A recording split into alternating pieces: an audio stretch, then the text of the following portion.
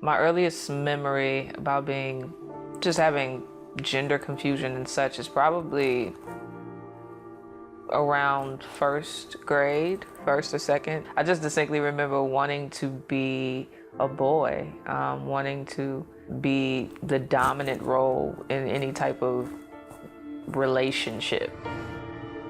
My aunt, I think I went to church with her pretty much every Sunday for the first 9-ish years of my life.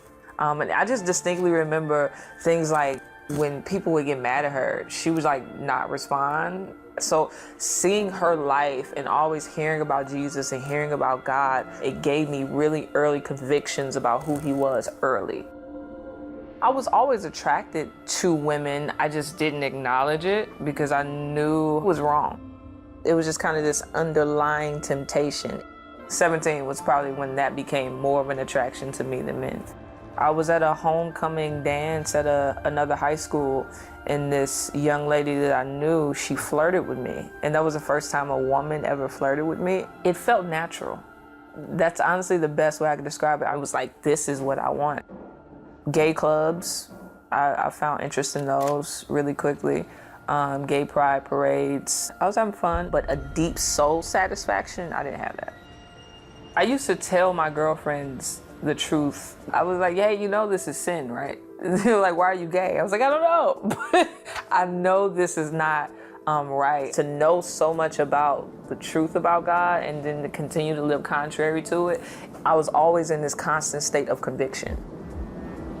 I was 19, I was in my room. It was as if every thought I had was just interrupted by this really strong thought that convicted me all at the same time. And it felt as if God was showing me that the sins that I loved and were in would kill me. I would die and go to hell. It's a heavy weight to know that you're a sinner and God is holy. But if that's in the Bible and that's considered true, then the other truths in the Bible about Jesus being God, Jesus being Savior, Jesus being willing to forgive those who turn from their sins, these are both true. And so I just need to believe this. It was really that simple. In my mind, I just kind of had this conversation with God. Like, I don't really want to be straight. Like, I equated salvation with just being heterosexual overnight. And so it was just like, I don't want to be straight. But then I felt like God was leading me to the fact, like, I can change your desires. I can give you the desire for a man. Surely I'm God. And then I just considered everything I loved and its consequences. Like, I really weighed the cost.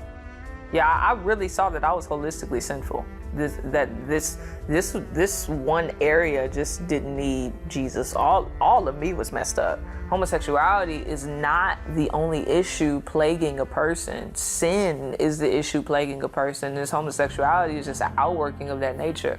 I just saw like weed and stealing and pride and anger and arrogance and drunkenness, and everything was not worth it. Like, it just was overwhelmingly obvious that everything that I loved would not profit me anything but hell. You know what I'm saying? And I saw that God was offering me life, and I knew I had no choice. I either choose God or I choose death.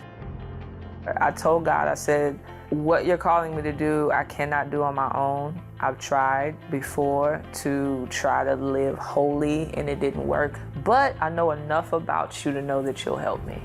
And so I broke up with my girlfriend maybe a day or two later because I had to. And then that was one of the hardest decisions I had to make. But so everything after that was easy. Changed my clothes a week later, got into a church in 2 weeks. Returning to church was cool. They were like really loving people. It was like a family. It was very difficult the first 2 years. Like, God kept me. I think he kept me because I had a community around me. If I did not have Christians around me to help me and pour into me and encourage me, I would have been doomed for the most part. Who God says I am defines me, though I may have temptations, though I may have struggles, though I may see a woman that's beautiful and be tempted. Like, I have temptations to curse people out too. I have temptations to get drunk. I have temptations to watch porn, but that's just the human experience. The Christian is not void of temptation. The temptation got less powerful over time, just as I grew in knowing and loving Jesus.